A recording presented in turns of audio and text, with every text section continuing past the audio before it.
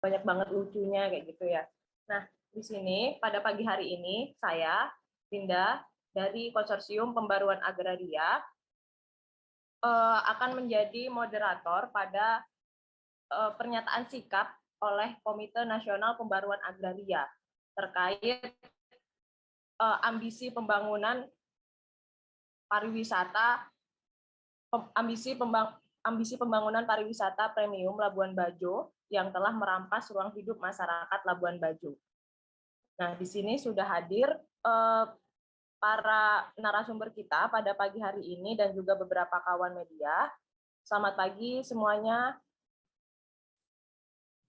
Nah, yang akan pertama-tama, yang akan di sini yang akan menjadi narasumber yaitu ada dari warga Labuan Bajo, kemudian ada Bang Rifan dari Komisi untuk Orang Hilang dan Korban Tindak Kekerasan, Kontras, kemudian ada Roni Septian dari Konsorsium Pembaruan Agraria, Farid Ridwanudin dari Walhi, kemudian Audi Permana dari Indonesia for Global Justice, Melki Nahar dari Jaringan Advokasi Tambang, dan Arman dari Aliansi Masyarakat Adat Nusantara.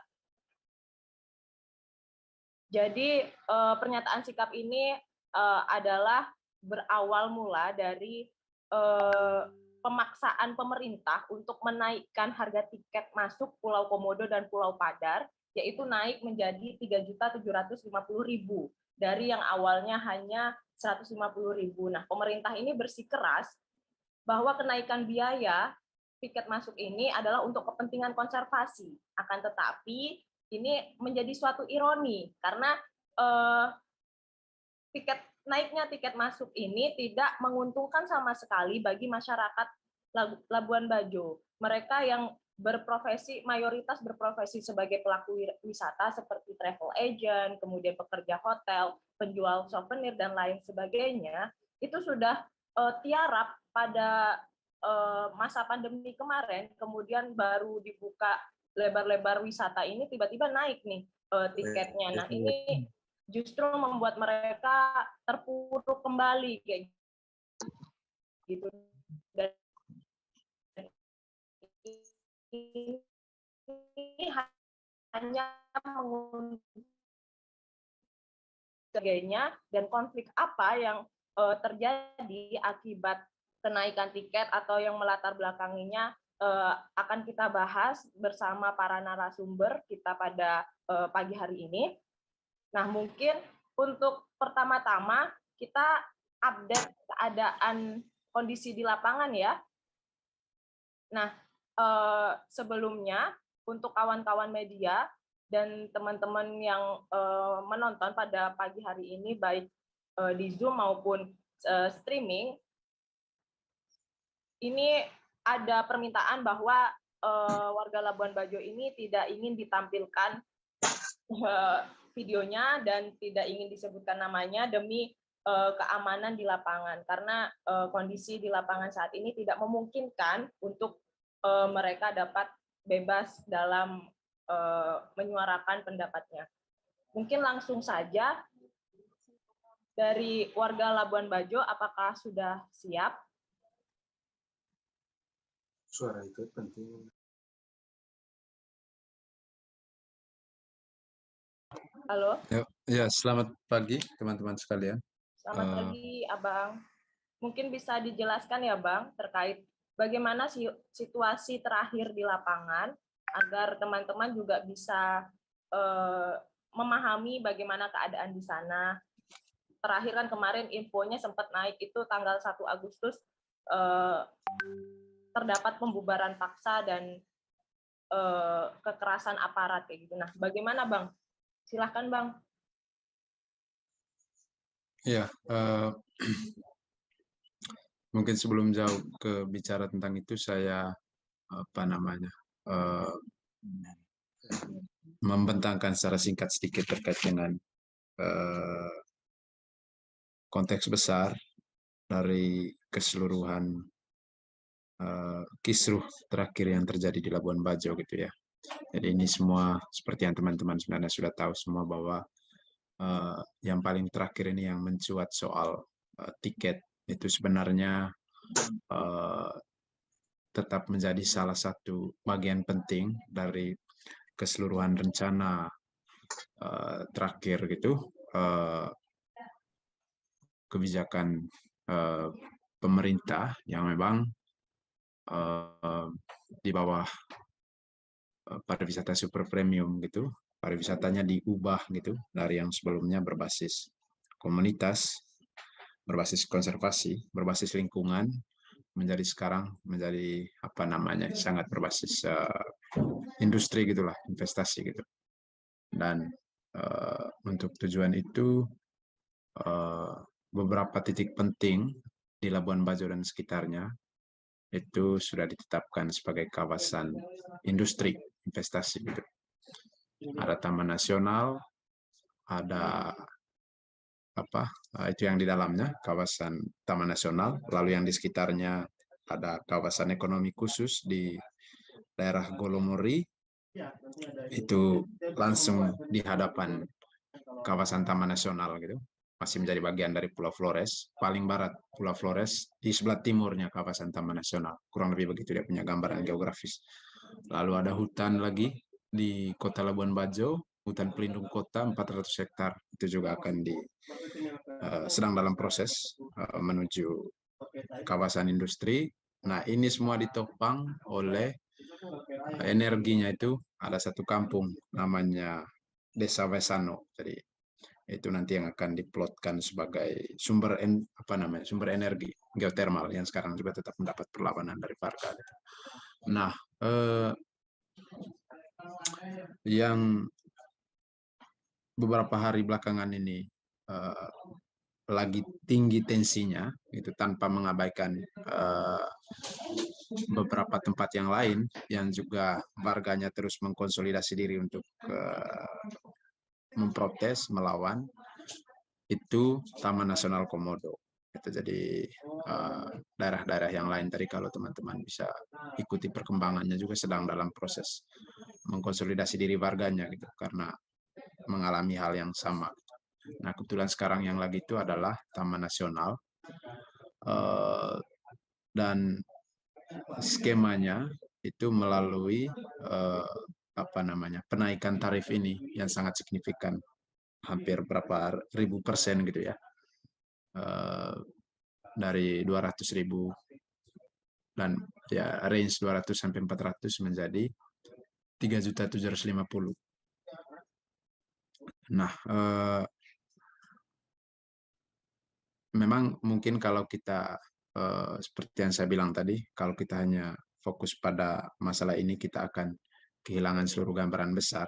Tapi seperti yang saya bilang tadi, bahwa ini sebenarnya bagian dari cara pemerintah untuk mengubah Taman Nasional dari ruang hidup komodo dan juga ruang hidup warga yang berbasis pariwisata komunitas menjadi pariwisata yang berbasis industri gitulah. Nah, kalau kita tahu gitu, kondisi paling terakhir yang ditegaskan oleh kunjungan Bapak Presiden ke sana untuk Taman Nasional Komodo sendiri gitu, diubah penataannya menjadi dua cara gitu. Jadi Pulau Rinca dan kawasan sekitarnya menjadi kawasan wisata massal dengan tarif yang lama, sementara Pulau Komodo, Pulau Padar, dan perairan sekitarnya, teman-teman juga bisa cek, saya kira sudah tahu, ada peta yang sudah dikeluarkan oleh pemerintah, mana-mana saja spot destinasi yang masuk dalam pengelolaan secara eksklusif itu. Jadi bukan hanya darat bukan hanya Komodo dan Padar di wilayah daratnya, tapi juga kawasan perairan sekitarnya, yang memang selama ini menjadi tujuan utama turis ke sana gitu. Nah, nanti kalau teman cek, ada yang namanya Mantarei, ada yang namanya Taka Makassar, ada yang namanya Long Beach, Pink Beach, banyaklah, dan spot-spot diving yang ada di dalamnya itu sudah masuk dalam wilayah itu, yang masuk dalam jenis pengelolaan kedua tadi, pengelolaan secara eksklusif. Nah, berdasarkan data yang di lapangan, memang yang muncul keluar sebagai pengelola wisata eksklusif ini adalah BUMD Flobamor. apa namanya, perusahaan milik Pemprov NTT ya. Tapi perlu kita catat sebelumnya bahwa di pulau yang sama juga sudah ada konsesi perusahaan-perusahaan swasta yang sudah dikeluarkan sejak zaman Zulkifli Hasan menjadi Men KLHK. Sampai sekarang perusahaan-perusahaan ini belum bisa membangun karena terus diprotes warga. Gitu. Jadi makanya sekarang dalam keseluruhan protes publik gitu, jadi bukan hanya tiket yang disuarakan, tapi seluruh paket kebijakan atas kedua pulau itu yang memang dan kawasan perairan sekitarnya yang bakal dikelola oleh perusahaan baik negara tadi melalui BUMD dan juga perusahaan-perusahaan swasta yang akan membangun resort-resort eksklusif di sana. Jadi ada dua bentuk investasinya, ada jasa dan ada sarana. Gitu. Nah, terhadap keseluruhan kebijakan ini, warga memprotes. Nah, seperti yang kita sudah kalian tahu, bahwa ada dua alasan yang paling mendasar di balik keseluruhan protes warga. Yang paling pertama adalah ini sangat bertentangan dengan prinsip konservasi. Jadi, TNK sebagai kawasan konservasi satwa langka yang rentan punah, itu justru diarahkan untuk menjadi kawasan investasi dengan pembangunan dalam skala besar gitu kan.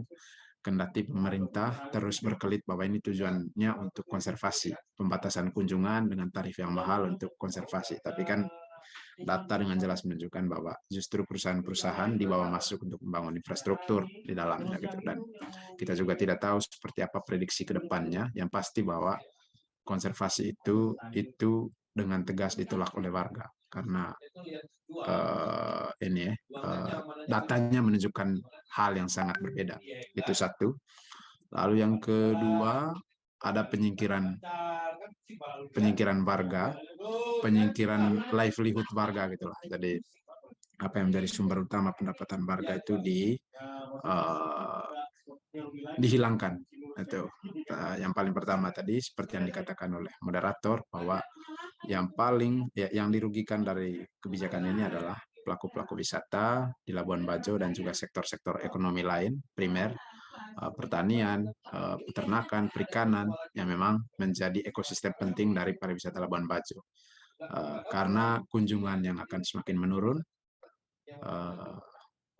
dan sejak berita ini dilemparkan ke publik sudah ada puluhan ribu kunjungannya batal gitu.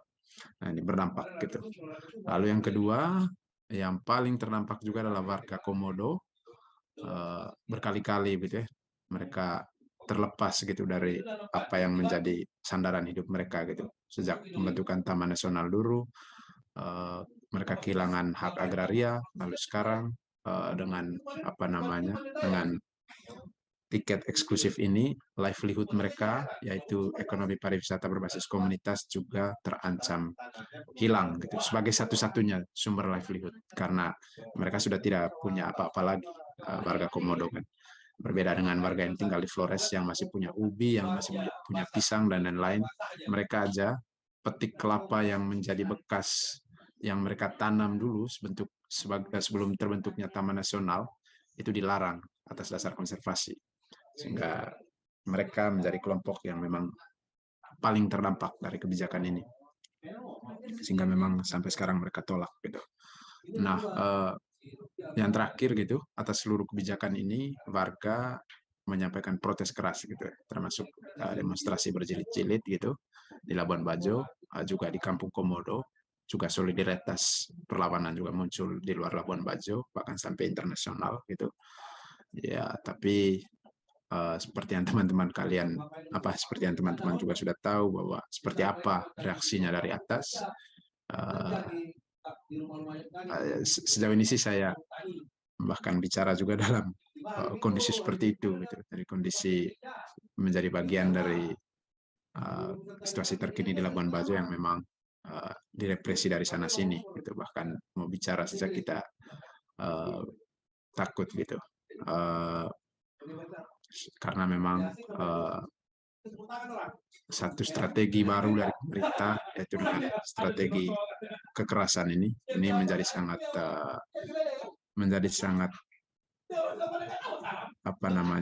sangat tinggi sangat intensif gitulah kalau dibandingkan sebelumnya gitu. Jadi ratusan bahkan hampir sampai 1.000 personil dikerahkan ke Labuan Bajo untuk mengamankan perlawanan protes warga gitu.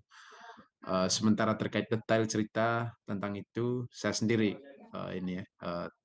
mungkin tidak menyampaikan sampai sedetil-detilnya demi kenyamanan warga di Labuan Bajo yang memang sekarang takut juga berbicara terkait dengan ini karena memang selalu diintai, selalu dilacak, selalu diikuti, sehingga mungkin memang terkait dengan cerita yang detail tentang itu nanti baiknya langsung berhubungan dengan teman-teman yang ada di lapangan di Labuan Bajo. Sementara saya mungkin memberikan gambaran besar seperti itu saja. Mungkin gitu Mbak Linda, dan terima kasih. Silakan lanjut. Oke, terima kasih Abang dari warga Labuan Bajo. Oh iya, mengingat waktu tadi Abang dari Labuan Bajo ada keterbatasan waktu ya teman-teman. Mungkin teman-teman media nanti bisa menanyakan di teman-teman lainnya kayak gitu, atau misal ada titipan pertanyaan juga bisa disampaikan melalui narahubung yang akan kita kasihkan kontaknya setelah pernyataan sikap ini berakhir kayak gitu. Terima kasih Abang dari Labuan Bajo atas penjelasannya bagaimana keadaan di lapangan pada terakhir ini kayak gitu ya, terakhir update dari sana. Nah, mungkin tadi kan udah dijelaskan secara garis besar oleh warga Labuan Bajo bahwa di sana yang menjadi problematika utama yaitu bagaimana pemerintah kita itu berambisi bahwa pariwisata premium ini harus dan wajib dilakukan kayak gitu ya. Bahkan narasi yang digaungkan itu adalah ini untuk menaikkan taraf hidup perekonomian masyarakat. Nah, tadi juga sudah sempat disinggung oleh warga Labuan Bajo bahwa di balik ambisi pariwisata premium ini banyak sekali permasalahan-permasalahan yang ada kayak gitu. Jadi sebenarnya masalah ini bukan hanya kenaikan tiket, bukan hanya penyengsaraan masyarakat, tapi ada juga masalah-masalah agraria, kemudian kerusakan alam atas nama pembangunan gitu ya. Kemudian bagaimana peran investasi di belakangnya, dan kalau kemarin juga terdapat informasi bahwa ada kekerasan oleh aparat dan ancaman eksploitasi sumber-sumber agraria yang ekstraktif yaitu berupa geotermal semacamnya akan kita bahas oleh bersama para narasumber kita yang hadir pada pagi hari ini. Mungkin yang pertama, untuk mengurai benang kusut di balik ambisi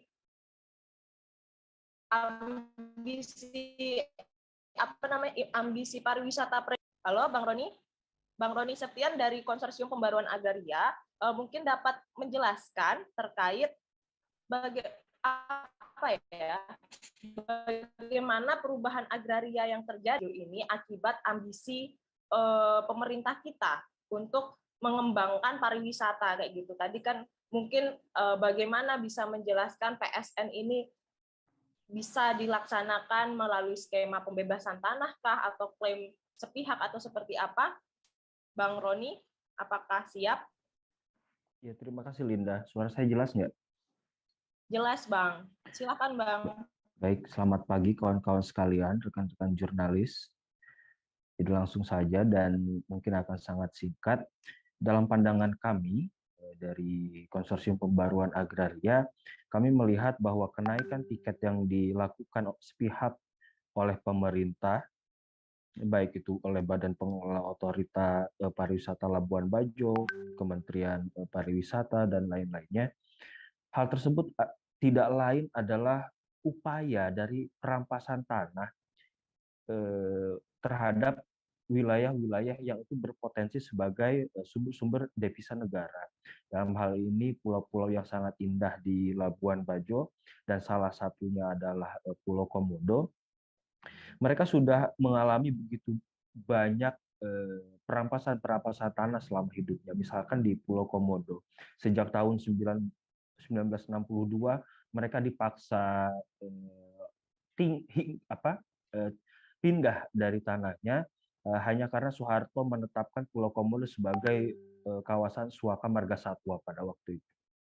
Artinya dengan orang masyarakat Komodo tersebut dimiskinkan karena aksesnya dibatasi oleh pemerintah, terutama melalui kenaikan tiket ini, masyarakat diharapkan atau dibayangkan oleh pemerintah mereka tidak akan betah untuk tinggal di Pulau Komodo, tidak betah lagi untuk menjadi salah satu pelaku pengelola wisata di Labuan Bajo, sehingga mereka diharapkan untuk pindah dengan sendirinya. Nah, upaya-upaya kenaikan ini tidak dapat dilihat sebagai ya hanya skema bisnis semata, tidak. Ini adalah salah satu upaya dari pemerintah untuk melakukan perampasan tanah-tanah milik Atamodo. Kemudian siapa sih yang paling diuntungkan? Tidak lain tidak bukan adalah Gubernur Lais Kodat itu sendiri melalui perusahaannya PT Flobamor. Karena PT inilah yang akan memonopoli seluruh pengelolaan wisata di Labuan Bajo dan menyingkirkan orang-orang di Labuan Bajo dan juga di Komodo pada sektor atau pada pengelolaan bisnisnya. Beberapa hari yang lalu perusahaan tersebut mendatangi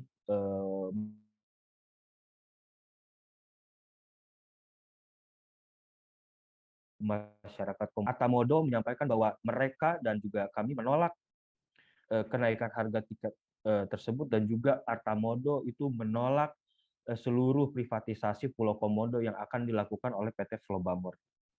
Kemudian jika logikanya adalah kenaikan tiket itu demi konservasi, kita sama-sama mengetahui Atamodo itu sudah berada di Pulau Komodo sejak berabad-abad silam, dan tanpa ada sumbangsi dari negara apapun yang itu dalam tanda kutip konservasi ala negara tersebut. Tidak ada sama sekali satu rupiah pun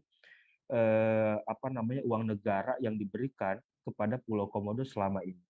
Rusaknya lingkungan di Pulau Komodo dan saya kira di pulau-pulau yang lainnya di sekitar Labuan Bajo itu karena pemerintah mengklaim secara sepihak pulau-pulau tersebut sebagai kawasan konservasi dan sebagainya. Mulai dari situlah ada privatisasi yang itu memungkinkan pemerintah dan perusahaan untuk melakukan perusakan lingkungan, perampasan tanah, dan sebagainya. Saat ini kondisi di lapangan menurut beberapa rekan di lapangan sangat mencekam. Tindakan represitas aparat bersenjata itu masih banyak dilakukan. Hal ini menunjukkan bahwa TNI dan polisi itu hanya sebagai pelayan pemodal saja tanpa memiliki keberpihakan kepada masyarakat Labuan Bajo ataupun Atamodo.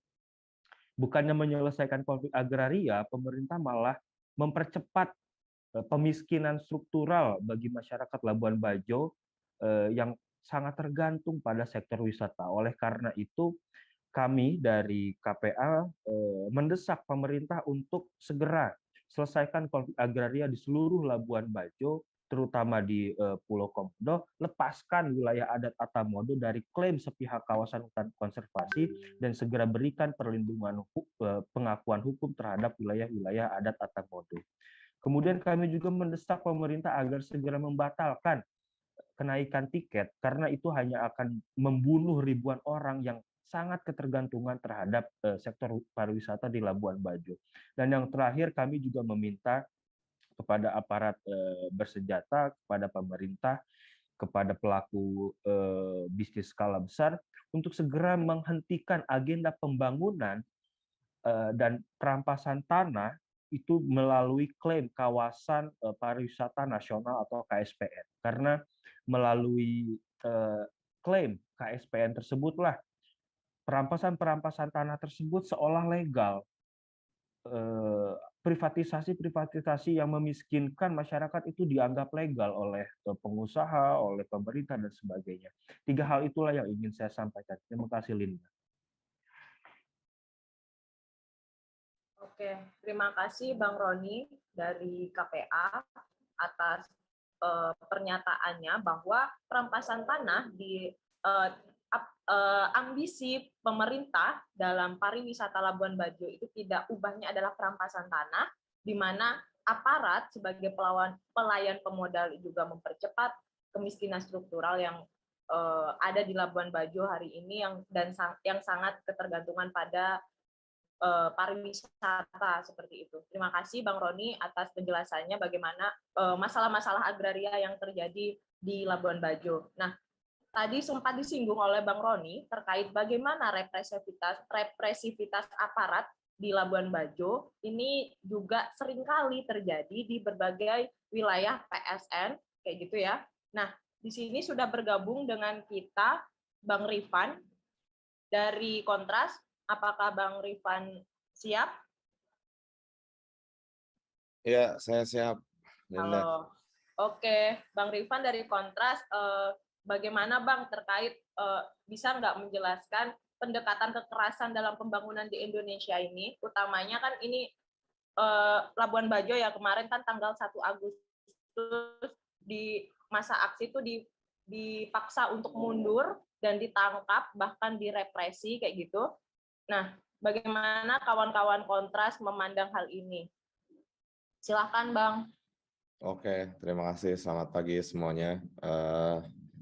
Di hari Jumat yang cukup mendung ini diminta untuk menjelaskan sejumlah hal tentang kepolisian. Oke, pada dasarnya Kontras ingin mengecam keras bentuk kekerasan yang terjadi di Labuan Bajo beberapa waktu lalu, mengakibatkan beberapa orang luka-luka dan sampai ditahan, bahkan statusnya berubah menjadi tersangka. Kami melihat cara-cara yang represif tersebut seolah menjadi lazim di tengah ada tahapan-tahapan yang semestinya dilakukan oleh pihak kepolisian. Kalau di sejumlah peraturan, kepolisian memiliki tahapan preemptif atau himbauan untuk orang-orang yang dianggap sama mereka ingin mengganggu ketertiban. Gitu. Lalu tahapan berikutnya ada preventif sampai dengan represif. Namun sejumlah tahapan-tahapan tersebut nampaknya dihiraukan begitu saja. Mereka kerap kali menggunakan tindakan-tindakan represif untuk mengangkangi kebebasan berekspresi dari warga negara, sebagaimana yang terjadi di Labuan Bajo dan sekitarnya. Nah, tetapi untuk konteks Labuan Bajo mungkin sudah banyak kecaman-kecaman dari pihak kepolisian untuk segera membebaskan, untuk mengurangi pasukan yang ada di sana supaya kehidupannya kembali seperti sedia kala, tidak menebarkan rasa ketakutan dan lain-lain. Tetapi ada sejumlah peraturan yang ternyata melandasi keberadaan atau tingkah laku mereka di wilayah-wilayah tertentu, terutama yang berkaitan dengan proyek strategis nasional dan juga objek vital nasional. Pertama, ada peraturan Kapolri nomor 3 tahun 2019 atas perubahan Perkap nomor 13 tahun 2017, itu tentang jasa pengamanan atau pengelolaan objek vital nasional dan objek tertentu, yang mana di situ polisi berhak untuk melakukan pengamanan. Nah, sialnya pengamanan ini hanya dilandasi oleh MOU saja antar pengelola dan kepolisian setempat. Nah, ketika ini semua dilandasi oleh MOU, maka itu berkonsekuensi pada mekanisme akuntabilitasnya ke depan, baik itu penggunaan dana, baik itu bentuk pengawasan, bentuk evaluasi tentang kepolisian yang ada di daerah objek vital nasional atau proyek strategis nasional. Nah, yang terjadi adalah praktik-praktik kayak gini itu menghasilkan konflik kepentingan yang kita tidak tahu sampai sedalam mana konflik kepentingan itu terjadi. Kalau di Labuan Bajo yang jelas terlihat itu adalah praktik pembungkaman atau praktik kesewenang-wenangan polisi dalam merespons kritik atau aksi massa atau bentuknya mogok sekalipun sampai boikot gitu.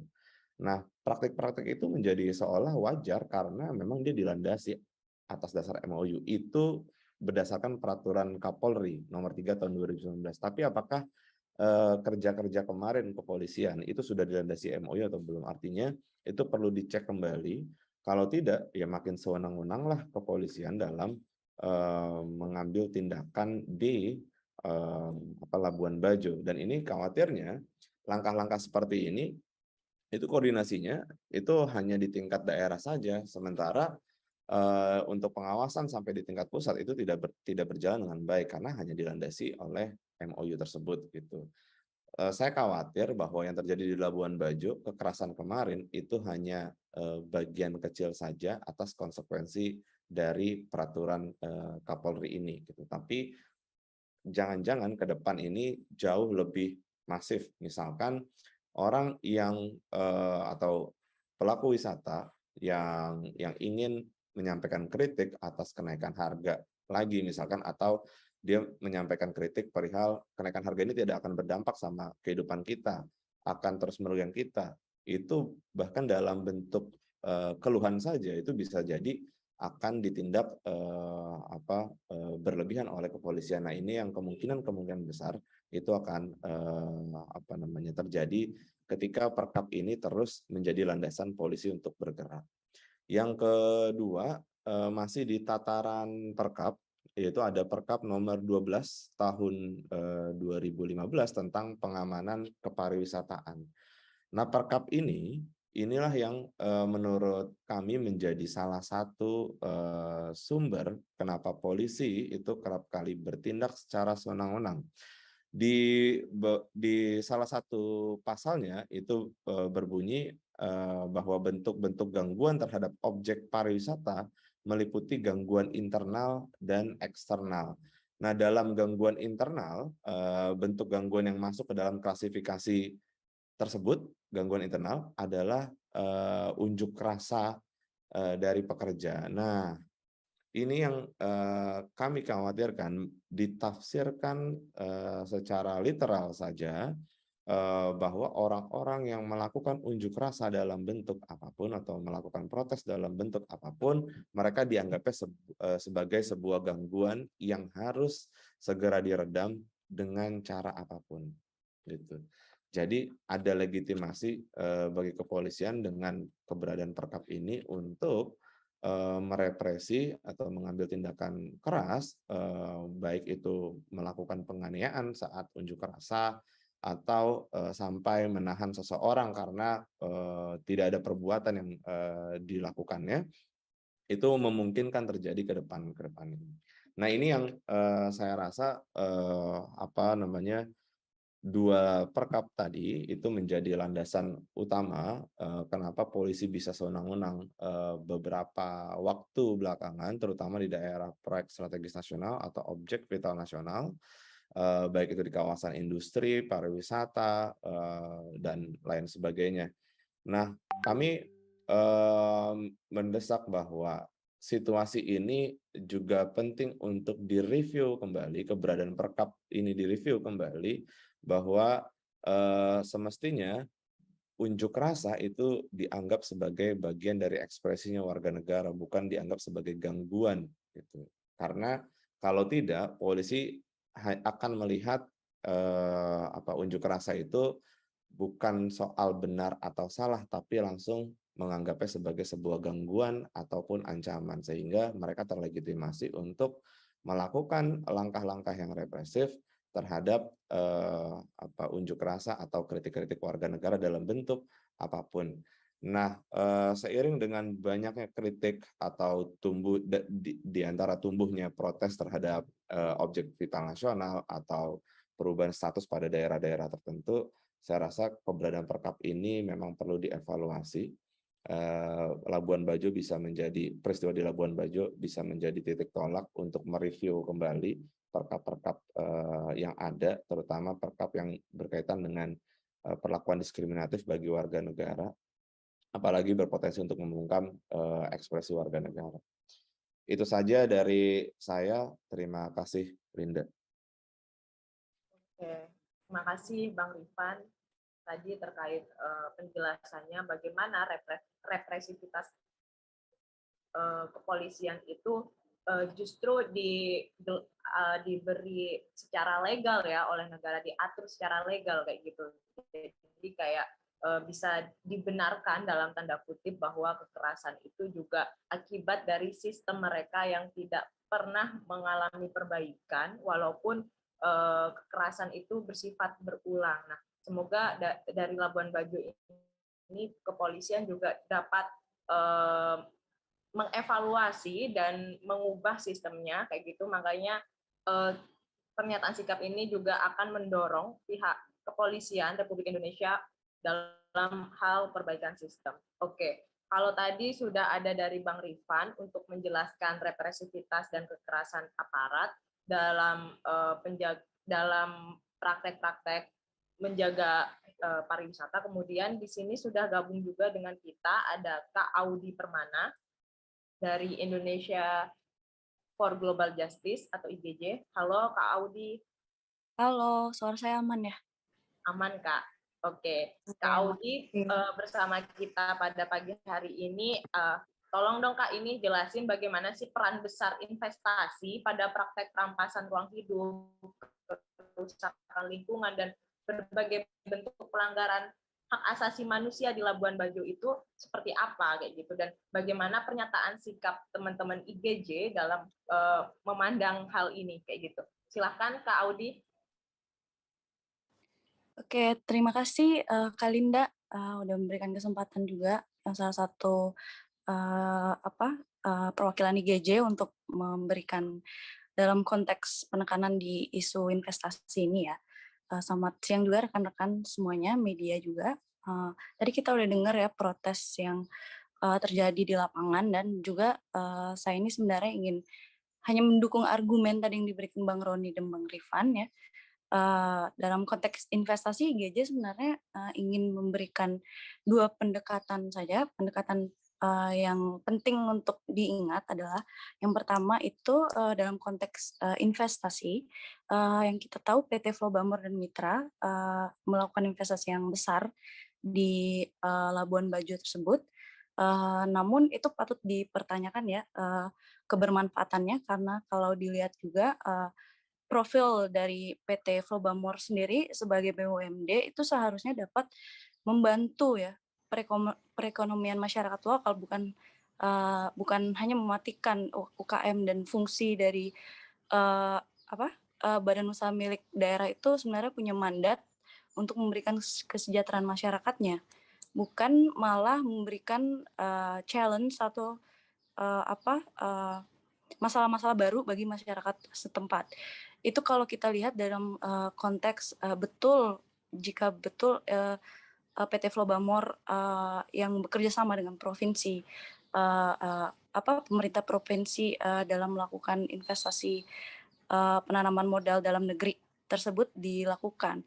Yang kedua, dalam konteks investasi juga pemerintah sebaiknya berhati-hati ya, karena melihat profil PT Flow Bamor bekerja sama dengan mitra-mitranya. Mitra-mitra tersebut kita belum tahu ya, dan melihat secara transparan siapa sajakah mitra-mitra PT Flow Bamor tersebut, apakah ada potensi penanaman potensi adanya penanaman modal asing, karena penting juga melihat bahwa ada suatu ancaman di balik penanaman modal asing tersebut. Dan selain PT Flow Bamor, saya yakin ada puluhan juga perusahaan asing yang berpotensi, dan tadi sudah disebutkan dari pemaparan yang pertama bahwa sudah banyak investor asing yang ingin sekali melakukan investasinya di Kepulauan Bajo tersebut. Ancaman itu yang menurut IGJ adalah di mana kita melakukan studi yang banyak terhadap investor asing ini sebenarnya dapat mencari perlindungan hukum ya dalam menuntut negara atas kerugian yang dilakukannya. Ancaman ini akan memberikan hak bagi investor untuk menggiring atau menyetir kebijakan pemerintah untuk pada contohnya di kasus di NTT di Labuan Bajo ini adalah kenaikan tarif tiket ya. Kalau kita lihat, kalau kita bisa bayangkan ya, jika pemerintah akhirnya dapat menurunkan harga tiket, dan pada akhirnya para investor luar negeri ini dapat membuktikan bahwa mereka menghadapi adanya kerugian ya. Mereka ini sebagai investor asing memiliki hak untuk menuntut negara melalui pelindungan di dalam perjanjian investasi, di mana investasi asing ini dapat atau perusahaan asing ini dapat menuntut negara atas kebijakan tersebut, dan ini sangat penting dianggap sebagai suatu ancaman ya, karena sekali lagi itu akan memberikan ruang yang sempit ya bagi pemerintah Indonesia untuk memperhatikan sosial ekonomi dan kesejahteraan masyarakatnya. Jadi dua itu, yang pertama tadi saya tekankan bahwa kita harus lebih bisa tahu transparansi PT Flow Bamor dan mitranya, dan mencatat adanya ancaman yang mungkin terjadi akibat dari penanaman modal asing. Dan pendekatan yang mungkin para media perlu catat juga sebagai catatan penting adalah menjadikan masyarakat sebagai bagian dari entitas pembangunan pariwisata. Itu juga sangat penting ya. Bagaimanapun juga ya, investasi asing di kawasan pariwisata sebenarnya dapat memberikan pembangunan yang lebih berkelanjutan, tapi harus adanya sinergi dari masyarakatnya, bukan memberikan masalah-masalah baru atau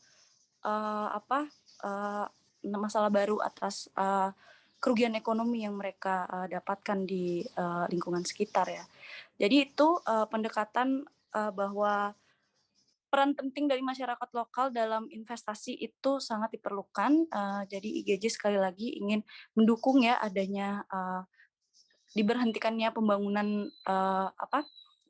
yang masif ini, dan juga mereview kembali dan melihat intensi-intensi baik dari investor yang melakukan operasi bisnisnya di NTT.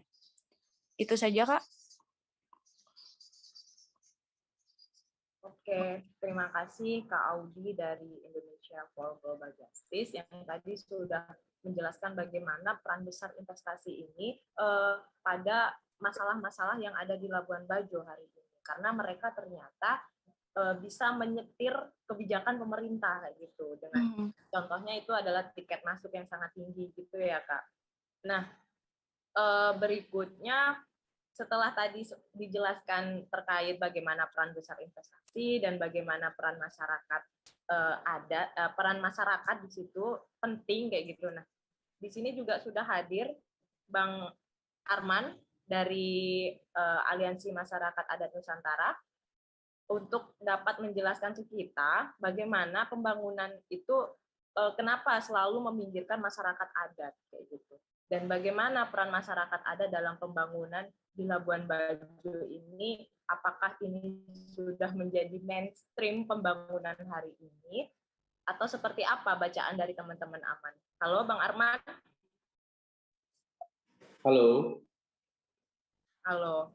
Gimana Bang, ini Bang, dari perspektif teman-teman Aman melihat pembangunan yang ada di Labuan Bajo atau di NTT secara keseluruhan dan di Indonesia lebih luas lagi deh gitu. Karena ini selalu meminggirkan, selalu tidak menganggap bagaimana masyarakat adat, perempuan, nelayan, petani dan kelompok rentan lainnya ini selalu nggak dianggap, selalu nggak diajak untuk berembuk kayak gitu.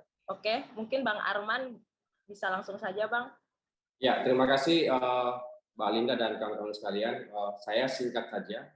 Pertama, saya ingin menegaskan bahwa apa yang terjadi di Labuan Bajo itu adalah satu dari sekian banyak model-model atau bentuk-bentuk perampasan ruang hidup masyarakat adat terhadap hak atas budaya adatnya. Yang kedua, saya juga ingin menyatakan bahwa peristiwa yang terjadi di Labuan Bajo itu adalah satu model atau bentuk bagaimana kemudian negara dalam hal ini pemerintah itu gagal gitu ya, gagal mengenali apa sebenarnya yang dibutuhkan oleh masyarakatnya sendiri. Nah, dalam konteks Labuan Bajo sebenarnya saya juga ingin menyampaikan bahwa ini adalah salah satu bentuk kegagalan mengenali bagaimana sebenarnya konservasi gitu ya, konservasi yang telah lama dan hidup di masyarakat adat begitu ya. Dan saya kira model-model yang terjadi hari ini adalah satu bentuk pengabaian terhadap bagaimana kemudian pengetahuan masyarakat adat itu kemudian dikonstruksikan dalam konteks mengelola sumber daya alam yang lestari, berkelanjutan, dan juga tentu saja memiliki wawasan perlindungan ekologis yang sangat bagus gitu ya. Dan kalau kita lihat misalnya apa yang terjadi di Labuan Bajo hari ini adalah saya ingin menegaskan bahwa ini bentuk penyelewengan atau bahkan penyimpangan terhadap hak-hak masyarakat adat yang telah diatur di dalam konstitusi gitu ya. Dan saya kira di dalam banyak literatur dan juga teks-teks hukum, kalau kita masih percaya bahwa konstitusi itu adalah hukum tertinggi di Indonesia, maka 3 pasal di dalam konstitusi kita, terutama pasal 18B ayat 2, 28 ayat 3, dan 32 ayat 1 dan 2 itu adalah satu pegangan yang mestinya menjadi pijakan bagi pemerintah ketika mengeluarkan kebijakan terkait dengan hak masyarakat adat di satu tempat. Nah, kemudian berkaitan dengan represi aparat kepolisian di Labuan Bajo hari ini, saya ingin, selain tadi disampaikan oleh kawan kontras, tapi ada hal yang mendasar menurut saya yang perlu dicatat juga, bahwa kepolisian itu adalah salah satu institusi negara yang diberikan kewajiban untuk melindungi hak asasi manusia, termasuk hak masyarakat adat gitu ya. Dan ada Perkap nomor 8 tahun 2009 yang tentang implementasi prinsip dan standar hak asasi manusia dalam kepolisian dalam menjalankan tugas-tugasnya ya. Di dalam ketentuan pasal 6 itu sebenarnya secara tegas disebutkan, pasal 6 huruf G gitu ya, secara khusus ditegaskan bahwa bagian yang tidak terpisahkan dari apa yang harus dilindungi adalah itu hak khusus masyarakat adat. Jadi hak khusus masyarakat itu kan berkaitan dengan hak asal usul gitu ya. Hak asal usul yang telah ada jauh sebelum terbentuknya republik ini gitu ya. Salah satunya adalah hak atas budaya adat gitu ya, kemudian hak untuk hidup gitu ya, hak untuk kemudian menjalankan spiritualitas, hak untuk mendapatkan jaminan perlindungan terhadap pekerjaan tradisional masyarakat adat. Dan saya kira di Labuan Bajo itu kan apa yang terjadi hari ini, jadi dulu konstruksinya adalah masyarakat adat di Labuan Bajo itu kemudian memiliki pekerjaan-pekerjaan tradisional seperti nelayan tradisional, kemudian juga bagaimana menggunakan wilayah adatnya itu berdasarkan pengetahuan atau kearifan tradisional yang mereka miliki sehari ini. Jadi ada metamorfosa begitu ya, kemudian setelah dirampas ruang hidupnya, diambil wilayah adat yang menjadi konservasi gitu ya ala negara, kemudian dipaksa menjadi agen-agen wisata begitu, lalu kemudian hari ini kemudian dipaksa lagi, dihilangkan lagi pekerjaan itu dengan naiknya harga wisata premium itu. Jadi wisata premium ini menurut kami di Aman adalah wisata yang juga sangat premium untuk memikirkan hak masyarakat adat di sana untuk kemudian bisa hidup gitu ya, berdasarkan pengetahuan tradisional, berdasarkan kearifan yang mereka miliki selama ini. Nah, yang terakhir adalah saya ingin menegaskan bahwa di dalam konteks menghadapi situasi di lapangan, kita di Aman sebenarnya berharap supaya ada dialog-dialog bermartabat yang dilakukan ya oleh pemerintah dan juga masyarakat adat di sana duduk bersama-sama untuk membicarakan bagaimana jalan keluarnya. Tidak justru dengan upaya represif seperti yang terjadi hari ini. Jadi dialog-dialog bermartabat ini kan sesungguhnya banyak dipraktekkan ya di kampung-kampung. Dan saya kira di Labuan Bajo saya sangat percaya bahwa ada mekanisme penyelesaian yang sebenarnya bisa dilakukan secara bersama-sama. Dan yang terakhir adalah yang sering dilupa bahwa masyarakat adat itu punya mekanisme di dalam memutuskan apakah satu proses pembangunan itu bisa dilakukan atau tidak. Itu dan di dalam instrumen HAM sendiri dikenal dengan hak atas PPIC gitu ya, Free, Prior, and Informated Consent. Jadi sebenarnya kalau di awal proyek ini disampaikan, diinformasikan terlebih dahulu mengenai dampak dan juga apa yang mungkin terjadi dengan perubahan pembangunan di sana, maka sebenarnya itu bisa dicegah dari awal. Kemudian yang kedua adalah untuk kemudian menyatakan pendapat gitu ya, dan juga memberikan masukan terhadap program-program yang akan masuk. Dan terakhir adalah tentu saja persetujuan ya. Nah, saya khawatir bahwa di dalam proses-proses yang terjadi di Labuan Bajo ini 3 hal tadi itu tidak dilakukan sama sekali sehingga masyarakat kemudian mempertanyakan lagi kriminalisasi. Dan yang paling mendasar adalah bahwa hak untuk mempertahankan hak hidup, kemudian menyampaikan pendapat itu sebenarnya bukan tindakan kriminal. Itu adalah hak asasi warga negara gitu ya, termasuk hak khusus masyarakat adat yang juga diatur dalam Perkap nomor 8 tahun 2009.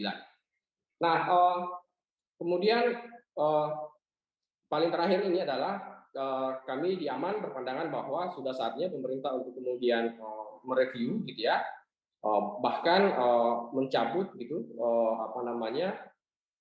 kebijakan-kebijakan yang mendiskriminasi masyarakat di sana, terutama berkaitan dengan pelaksanaan PSN terutama di Labuan Bajo itu. Karena menurut kami di Aman, wisata premium itu dengan yang ada hari ini, dengan situasi masyarakat yang juga hari ini juga belum pulih gitu ya karena pandemi, itu akan semakin tersingkir, akan termasuk tergusur dari ruang hidupnya. Dan kalau kemudian imajinasi negara ini dibangun untuk kemudian bagaimana melestarikan, barangkali sudah saja kita bertanya, ini hanya untuk segelintir orang ya, korporasi untuk kepentingan di Labuan Bajo itu. Saya kira itu yang saya sampaikan, Pak Lida. Terima kasih. Oke, terima kasih Bang Arman terkait penjelasannya bagaimana masyarakat adat ini yang harusnya dilindungi hak wilayahnya, hak hidupnya, dan hak atas pekerjaan tradisionalnya oleh negara ternyata gagal dipahami dan diabaikan oleh negara melalui ambisi-ambisinya gitu ya di pembangunan di Labuan Bajo ini. Nah, setelah tadi udah dijelaskan bagaimana dampaknya pada masyarakat adat dan peran masyarakat adat yang diabaikan, pembangunan di Labuan Bajo juga berdampak pada kerusakan lingkungan gitu ya, karena mengingat wilayah tersebut adalah wilayah pulau-pulau kecil dan wilayah pesisir kayak gitu, jadi rentan untuk mengalami kerusakan lebih besar kayak gitu. Nah, bagaimana ini? Di sini ada Bang Parit dari Walhi. Apakah Bang Parit bisa? Oke, Bang Parit Ridwanudin. Halo, Bang. Halo, suara saya terdengar jelas? Jelas, Abang. Nah, Bang Parit bisa dijelaskan pada kita, Bang, bagaimana ancaman kerusakan lingkungan, atau jangan-jangan bukan ancaman lagi, tapi sudah ada kerusakan nih, karena kan pemerintah kita selalu menyatakan bahwa ini adalah konservasi, ini adalah hutan lindung, segala macam kayak gitu yang ada di Labuan Bajo. Padahal nyatanya konsesi-konsesi tersebut justru malah dibagikan gitu pada investor kayak gitu, pada perusahaan yang besar, dan ini meminggirkan masyarakat asli Labuan Bajo kayak gitu. Bagaimana teman-teman Walhi menanggapi hal tersebut? Silakan Bang Parit. Baik, terima kasih Kak Linda. Selamat siang untuk rekan-rekan yang ada di ruang Zoom, kepada kawan-kawan jurnalis, juga selamat siang kepada kawan-kawan yang menyimak dari link YouTube ya. Ada beberapa hal yang akan disampaikan oleh Eksekutif Nasional Walhi terkait dengan situasi dan kondisi di Labuan Bajo. Kami di Walhi menyebut apa yang terjadi di Labuan Bajo ya sejak lama sampai dengan beberapa perkembangan terakhir ke belakang itu adalah wajah asli ya dari proyek strategis nasional atau wajah asli dari kawasan strategis pariwisata nasional yang selama ini digadang-gadang oleh pemerintah sebagai instrumen baru ya mendorong pertumbuhan ekonomi. Nah, kita juga melihat sebetulnya di tempat-tempat lain ya, di Danau Toba atau di tetangganya NTT, di Mandalika misalnya, ya terjadi penggusuran tanah-tanah masyarakat, dan inilah sebetulnya wajah asli dari proyek strategis nasional ya atau kawasan strategis pariwisata nasional. Nah, dalam konteks itu ya PSN atau KSPN saya kira adalah satu hal yang hari ini menjadi satu hal penting bagi pemerintah untuk mendorong income ekonomi ya, karena selama ini yang dilakukan pemerintah misalnya sangat mengandalkan industri-industri ekstraktif, tapi kemudian ada model baru yang didorong oleh pemerintah, walaupun sebetulnya lama ya, yaitu industri pariwisata skala besar. Nah, Hari ini laut, pesisir dan pulau-pulau kecil menjadi ruang pertarungan yang semakin masif ya. Bagaimana para pemilik modal yang bekerja sama dengan pemerintah mau menguasai ruang-ruang itu, dan apa yang terjadi di Labuan Bajo saya kira itu membuktikan hal tersebut. Nah, yang kedua, kami di Walhi itu mencatat ya, ada satu informasi penting yang perlu disampaikan, bahwa pelapor khusus PBB ya, terutama dalam hal ini soal budaya dan pendidikan dari UNESCO pada Desember 2021 lalu itu sebetulnya menyatakan, menegaskan bahwa pemerintah Indonesia tidak transparan terkait dengan proyek pembangunan pariwisata yang dilakukan di Labuan Bajo. Ya, ada namanya ini, lupa saya namanya ya. Nanti saya bisa share di chat ya. Ada pelapor khusus PBB ya, terutama dari UNESCO, itu menyebut bahwa pemerintah Indonesia tidak transparan soal kajian proyek pariwisata di Labuan Bajo dan dikhawatirkan berdampak negatif terhadap ekosistem di Labuan Bajo yang merupakan kawasan perairan dan pulau-pulau kecil, juga akan berdampak negatif terhadap habitat komodo. Nah, lalu juga UNESCO menyampaikan ya, minimnya analisis pemerintah soal dampak lingkungan, terutama juga ya dampak lingkungan yang didorong oleh pemerintah terkait dengan keinginannya untuk mendatangkan pariwisata atau wisatawan dari luar negeri ya, terutama yang jumlahnya sangat banyak. Nah, UNESCO menyatakan begitu. Bahkan di dalam satu pertemuan pada bulan Juli 2021 lalu ya, ada pertemuan UNESCO yang digelar di kota Fuzhou, Cina ya. UNESCO itu bahkan menyentil pemerintah Jokowi soal ini.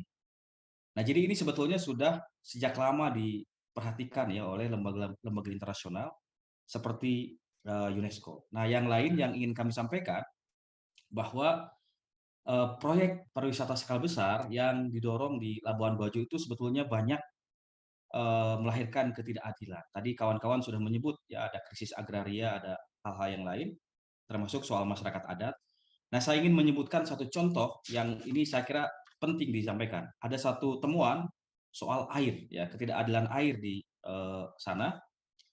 Ada satu catatan ya yang pernah kita lakukan bersama kawan-kawan Kruha waktu itu tahun 2019, tapi saya kira sekarang semakin buruk ya. Nah, catatan itu begini.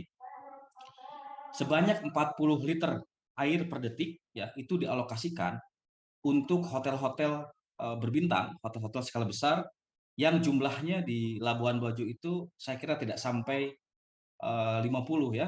Jadi hotel-hotel besar, hotel berbintang itu diberikan keistimewaan untuk mendapatkan suplai air bersih sebanyak 40 liter per detik. Jadi bayangkan 40 liter per detik itu jumlah yang sangat banyak untuk hotel-hotel.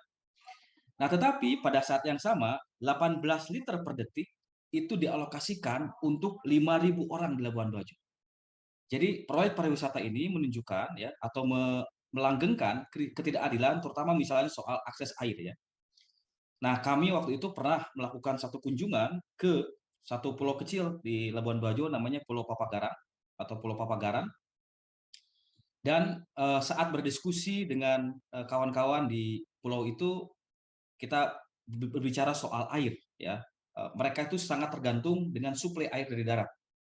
Bahkan itu mereka harus menunggu selama 2 minggu ya. Jadi airnya itu di dalam galon gitu yang isinya 19 liter, mereka harus tunggu suplai itu dari darat ke Pulau Papagarang ya. Dan bayangkan masyarakat kalau misalnya ada gelombang besar, ada sesuatu terjadi dengan perahu itu misalnya tenggelam, kawan-kawan di pulau itu tidak mendapatkan akses air bersih ya. Nah, bagaimana misalnya dengan kehidupan mereka? Hal-hal semacam ini tidak dipertimbangkan di dalam narasi besar pariwisata yang dibangun oleh pemerintah.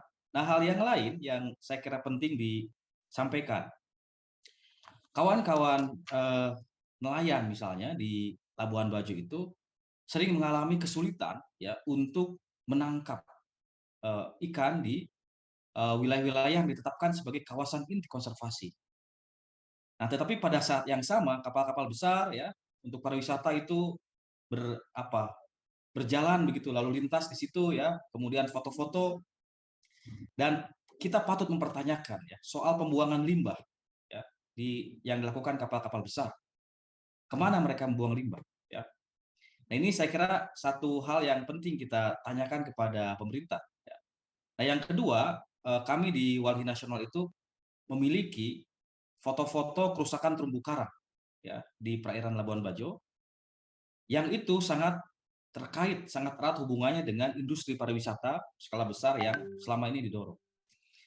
Nah, jadi ini satu hal yang saya kira penting untuk disampaikan kepada masyarakat luas.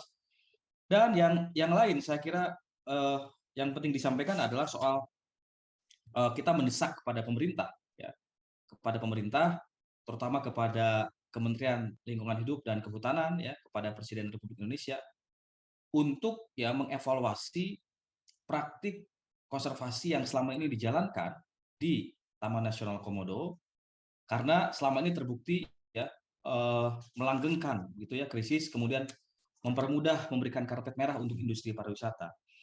Dan yang kedua, saya kira penting dalam hal ini ya untuk melihat kembali, mengevaluasi kembali soal Omnibus Law yang tetap didorong ya oleh pemerintah untuk menjadi satu hukum gitu di dalam investasi. Kenapa? Karena di dalam Undang-Undang Cipta Kerja itu kalau kita lihat ada pasal-pasal ya yang membolehkan kawasan-kawasan inti konservasi itu diubah menjadi kawasan eksploitasi untuk kepentingan PSN. Nah, termasuk misalnya juga di dalam aturan-aturan turunannya ya di dalam sejumlah peraturan pemerintah itu disebut ya ada dibolehkan mengubah kawasan konservasi untuk kawasan eksploitasi, termasuk untuk kawasan proyek strategis nasional. Nah, yang lain juga kita mendesak kepada Presiden Republik Indonesia ya untuk mengevaluasi, menghentikan PSN-PSN yang terbukti menghancurkan ekosistem kawasan penting bagi masyarakat di banyak tempat di Indonesia, termasuk di Labuan Bajo ya. Juga saya kira penting untuk ya mengevaluasi izin perusahaan pariwisata skala besar yang sudah diberikan di Labuan Bajo, dan tidak hanya mengevaluasi tetapi juga mencabut izin-izin pariwisata ya skala besar di Labuan Bajo. Ada banyak perusahaan dan kemudian diberikan izin untuk mendirikan hotel-hotel skala besar. Nah, saya kira itu Kalinda ya. Jadi ini harus dicabut oleh pemerintah, oleh pemerintah pusat, Kementerian Lingkungan Hidup, termasuk juga Presiden. Terima kasih. Oke, terima kasih Bang Farid Ridwanuddin dari Walhi yang tadi menjelaskan bagaimana krisis air yang ada di Labuan Bajo sebagai yang termasuk pulau-pulau kecil kayak gitu, karena pulau-pulau kecil ini memang rentan untuk menghadapi krisis air ya, karena kurangnya wilayah resapan, kemudian juga kondisi yang ada dan bahkan didorong oleh pemerintah ini untuk merusak ekosistem melalui berbagai kebijakannya dalam hal pembangunan ini harus segera dihentikan dan dievaluasi kembali bagaimana kebijakan-kebijakan yang mendorong investasi itu atas nama PSN. Terima kasih Bang Farid. Mungkin yang terakhir dari Bang Melki Nahar dari Jatam. Apakah Bang Melki standby di kamera? Standby-nya harus di kamera ya? Oh ya, standby di Zoom deh. Boleh lah kamera biar penting. Kan? Nah, Bang Melki, gimana nih Bang pandangan Jatam terkait apa ya? Kan tadi sudah dijelaskan ya oleh beberapa narasumber sebelumnya bahwa yang didorong oleh pemerintah itu ada apa ya, pembangunan yang ekstraktif dan terkait ini ancaman eksploitasi sumber-sumber agraria yang ada di NTT ini seperti apa Bang? Kan tadi juga ada di Waisano akan dijadikan sumber geotermal kayak gitu ya. Nah, energinya. Itu ya sumber energi geotermal di Waisano. Ini kan juga kemarin juga ada konflik juga atas nama PSN, pemerintah ini mengabaikan penolakan yang dilakukan oleh masyarakat di sana kayak gitu. Nah, ini Bang Melki bagaimana melihat ancaman itu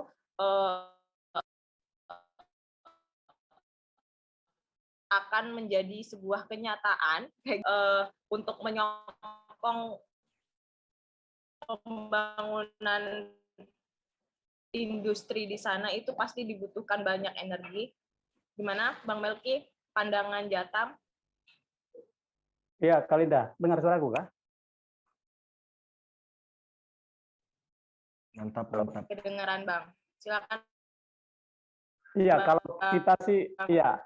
kalau kita sih lihatnya gini, model pengelolaan dan pengembangan pariwisata di Labuan Bajo itu sejak awal memang tidak didesain untuk kesejahteraan masyarakat lokal itu sendiri, gitu ya. Jadi mindsetnya, model pengelolaan dan pengembangannya, kalau kita cek sejarahnya, gitu ya, soal penguasaan dan pengelolaan kawasan pariwisata itu, memang tidak didesain untuk kemudian satu bagaimana warga lokalnya menjadi pemain utama dari urusan pengembangan pariwisata itu sendiri, terus ya, dengan merubah dari pengembangan pariwisata yang berbasis masyarakat lalu kemudian tiba-tiba beralih menjadi pariwisata massal begitu atau pariwisata industri, maka yang paling berkepentingan kemudian adalah para pengusaha atau pebisnis itu sendiri.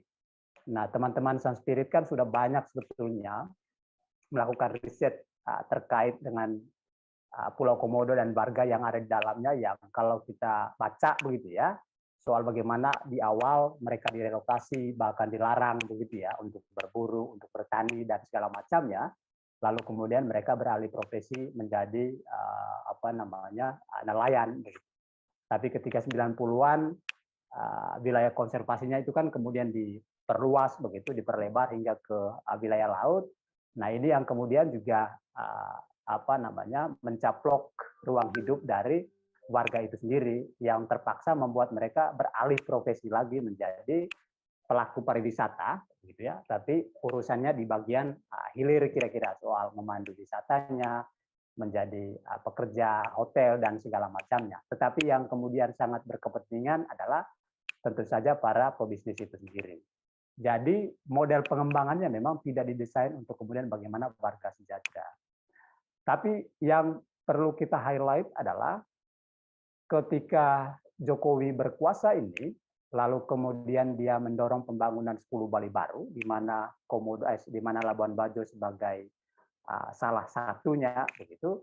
Maka agenda ini kemudian menuntut untuk begitu banyak warga, gitu, yang kemudian dikorbankan, gitu ya. Dalam konteks pariwisata Labuan Bajo hari ini misalnya, salah satu wilayah penunjangnya itu kan sebetulnya dari Kecamatan Sanonggoang, begitu ya, terutama untuk menyuplai kebutuhan energi listriknya. Yang tentu saja warga di Desa Wesano, kemudian Desa Pulau Nuncung juga menolak untuk kemudian ruang hidupnya, kampungnya kemudian dialihfungsikan untuk lokasi pengembangan pertambangan panas bumi itu sendiri. Jadi pengembangan pariwisata super premium Labuan Bajo ini kemudian itu memicu perluasan pencaplokan ruang hidup warga itu sendiri. Dan tidak hanya Wesano, gitu ya. Kalau kita cek penambangan panas bumi di Ulumbu yang existing itu, lalu kemudian mau diperluas ke wilayah Pocoleo, gitu, salah satu targetnya juga kemudian adalah untuk menyuplai kebutuhan energi listrik di pariwisata super premium Labuan Bajo. Jadi ada begitu banyak yang memang dikorbankan begitu ya, sengaja dikorbankan untuk memenuhi kebutuhan energi dari pengembangan pariwisata super premium Labuan Bajo itu sendiri. Dan yang menjadi korban ini tentu saja seperti yang saya bilang, tidak hanya warga di Pulau Komodonya, gitu ya, tidak hanya teman-teman pelaku pariwisata lokalnya, gitu ya, tapi wilayah lain yang secara administratif begitu di luar dari Labuan Bajo atau Kabupaten Manggarai Barat itu sendiri. Jadi ada begitu banyak hal yang kemudian dikorbankan di balik rencana pengembangan pariwisata super premium Labuan Bajo. Sehingga pertanyaannya adalah siapa yang paling diuntungkan begitu ya di balik warga Pulau Komodo yang jumlahnya lebih dari 3.000 itu, wacananya kan mau dipindah paksakan gitu ya, entah dipindahkan kemana gitu, atau teman-teman yang kemudian kemarin direpresif begitu ya, dan itu terjadi di era Jokowi lagi-lagi, termasuk dengan wilayah lain yang kemudian dirampas tadi. Yang mengalami atau menerima keuntungan paling besar tentu saja perusahaan-perusahaan yang telah diberi ruang untuk menguasai Pulau Komodo dan sekitarnya begitu ya. Ya kita bisa lihat soal siapa yang diberikan izin untuk memanfaatkan atau mengelola Pulau Komodo itu sendiri gitu ya. Ya ada ada PT Komodo Wildlife Ecotourism gitu, yang kemudian kalau kita cek di baliknya ya ada keluarga Setia Novanto itu sendiri gitu ya. Kalau kita cek juga PT Segara Komodo Lestari, ya di balik ini ada keluarga pengusaha David Max begitu, yang tentu saja orang ini bukan orang baru gitu ya. Dia juga menjadi ketua tim percepatan ekowisata nasional Kementerian pariwisata dan ekonomi kreatifnya Sandiaga Uno begitu. Jadi orang-orang ini yang yang sangat berkepentingan terkait dengan pengembangan pariwisata di Pulau Komodo dan sekitarnya. Dan orang-orang ini justru dibantu oleh sejumlah elit politik yang tengah berkuasa begitu ya. Ya kalau kita cek misalnya hampir seluruh izin-izin pemanfaatan pulau-pulau kecil di Pulau Komodo dan sekitarnya itu kan sumbernya dari KLHK gitu ya. Yang notabene tentu saja orang dari Partai Nasional Demokrat. Nah, bahkan salah satu perusahaan daerah BUMD PT Flobamor itu kan di bawah kendali penuh Victor Leskodat yang notabene juga dari Partai Nasional Demokrat. Sama halnya dengan Pemkab Manggarai Barat yang bupatinya juga berasal dari Partai Nasional Demokrat. Jadi kita menilai bahwa orang-orang Nasdem ini bekerja untuk kemudian memuluskan kepentingan dari sejumlah perusahaan-perusahaan tadi yang tentu saja mereka punya relasi politik dan ekonomi dengan otoritas kekuasaan yang lebih tinggi di Jakarta ini. Jadi pemegang remote-nya, pemegang tombolnya di balik polemik, di balik kekisruhan, di balik brutalitas aparat keamanan dan di Labuan Bajo kemarin ini, dan mungkin juga ke depannya meskipun tidak kita harapkan gitu ya.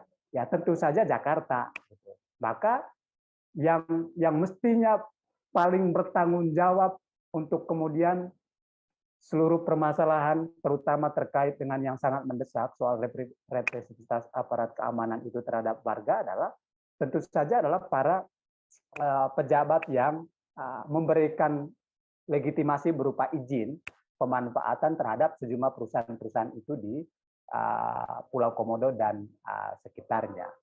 Sehingga bagi saya seluruh klaim pemerintah bahwa ini untuk kesejahteraan rakyat begitu ya, terutama untuk sesama saudara dan keluarga saya di Manggarai Barat dan sekitarnya, ya menurut saya itu omong kosong begitu ya.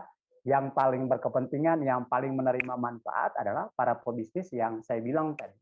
Mereka-mereka ini ada di Jakarta dan mereka punya relasi politik ekonomi yang sangat kuat dengan otoritas kekuasaan yang mengendalikan negara ini hari ini. Sementara warga ya hanya pun terutama pelaku pariwisata lokal hanya mendapat remah-remah keuntungan begitu ya. Yang paling menerima manfaat tentu saja adalah si pelaku bisnisnya itu sendiri. Lalu yang terakhir dari saya adalah saya kira ini momentum begitu. Karena urusan brutalitas aparat kemarin itu korbannya tidak hanya teman-teman pelaku pariwisata lokal semata gitu ya. Karena situasinya hari ini itu kan yang paling terancam juga adalah ribuan penduduk di Pulau Komodo itu gitu ya. Kalau ini terjadi, pengembangan pariwisata super premium ini tetap terus dikebut begitu, maka taruhannya adalah akan banyak warga yang kemudian dipertaruhkan nasib dan ruang hidupnya begitu ya teman-teman di Vesano, teman-teman di Ulumbu, gitu ya, yang notabene dua tempat ini tidak terbebas dari kawasan Ring of Fire-nya Pulau Flores itu sendiri, gitu ya. Apalagi Pulau Flores itu kan sejak 2017 zaman Ignatius Jonan itu tiba-tiba secara sepihak begitu ya ditetapkan sebagai pulau panas bumi. Gitu. Jadi ketika pariwisatanya terus dikebut, kemudian dia menuntut energi yang besar dari Vesano, Vesano kemudian dibongkar, dibor, maka ini akan terhubung dengan teman-teman di Flores bagian timur. Karena itu adalah jalur patahan gempa, jalur Ring of Fire, satu kesatuan. Jadi daya rusaknya yang kemudian terancam itu tidak hanya kita-kita di Manggarai Raya, gitu ya, tapi juga teman-teman yang ada di Ngada, yang ada di Momere, yang ada di Flores Timur, bahkan tembus sampai di Kabupaten Lomblen, di Pulau Lomblen, di Lembata, gitu ya. Jadi saya kira ini problem kita bersama, problem seluruh teman-teman yang ada di Flores, maka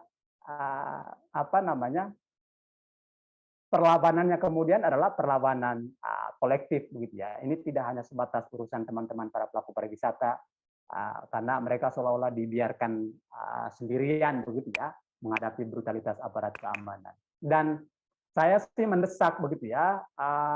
Satu, Gubernur Leskodat kalau kita mau cek dalam jabatan yang dia pegang hari ini, salah satu kepentingan terbesarnya memang adalah terkait dengan penguasaan atas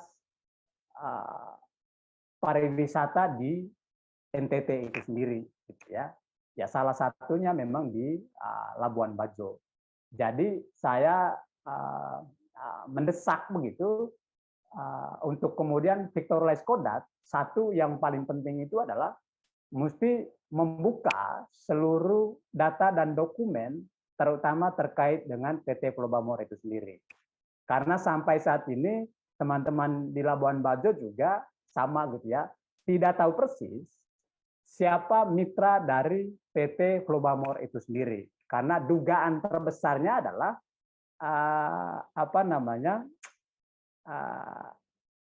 yang paling berkepentingan ini jangan-jangan bukan PT Pulau Bamornya gitu ya, tetapi orang-orang yang akan bermitra dengan atau perusahaan-perusahaan yang akan bermitra dengan PT Pulau Bamor begitu, atau orang-orang yang memegang kendali atas seluruh keputusan, atas seluruh kebijakan yang diambil oleh PT Pulau Bamor itu sendiri. Karena kan kalau kita cek PT Pulau Bamor ini kan pemegang sahamnya hanya baru ada dua kan sekarang ini gitu ya. Satu Pemprov NTT itu sendiri, lalu yang kedua itu ada Koperasi Pegawai Negeri Prajamukti. Dua pihak ini yang memegang saham dari PT Pulau Bamor ini. Nah, karena dia akan bermitra dengan perusahaan-perusahaan lain, maka dugaanku transaksi ekonomi politiknya itu akan terjadi di sini, gitu ya.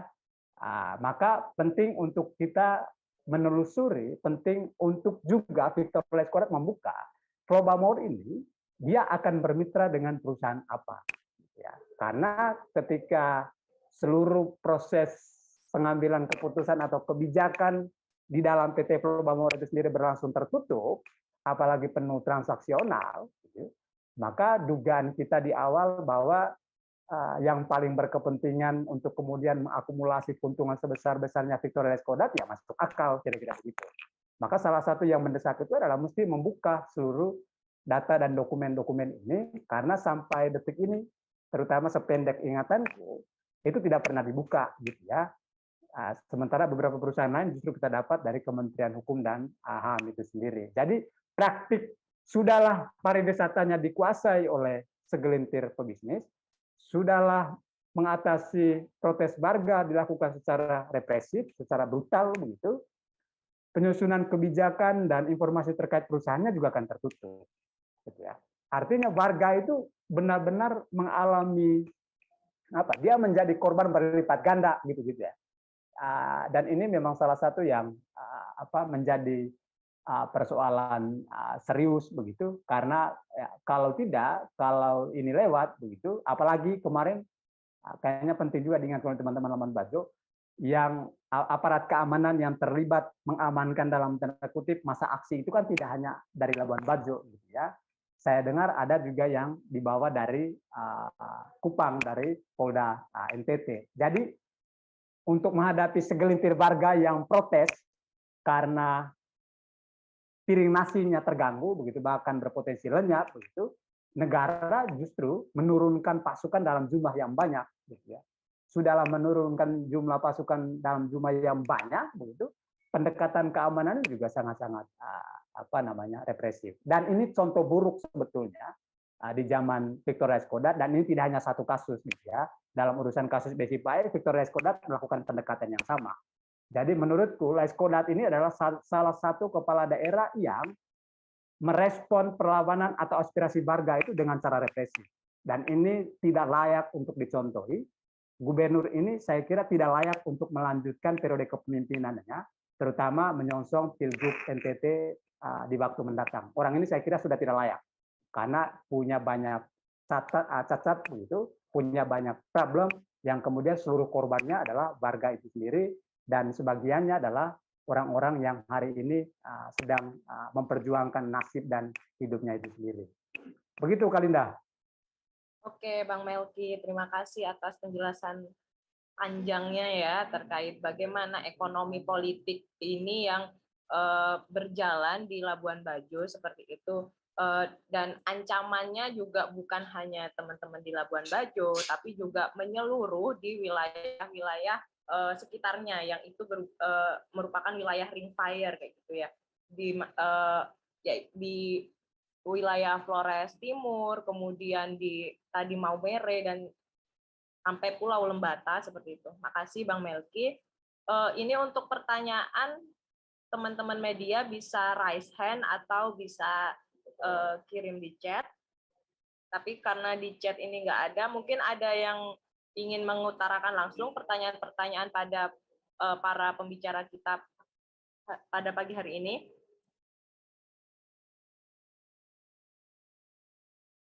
Oke, mengingat keterbatasan waktu kita, karena sebentar lagi juga masuk pada waktu sholat Jumat seperti itu, mungkin kita batasi sampai di sini. Untuk pertanyaan, nanti teman-teman media bisa menghubungi langsung narahubung yang ada tertera di pernyataan sikap yang akan kita bagikan setelah acara ini, begitu ya.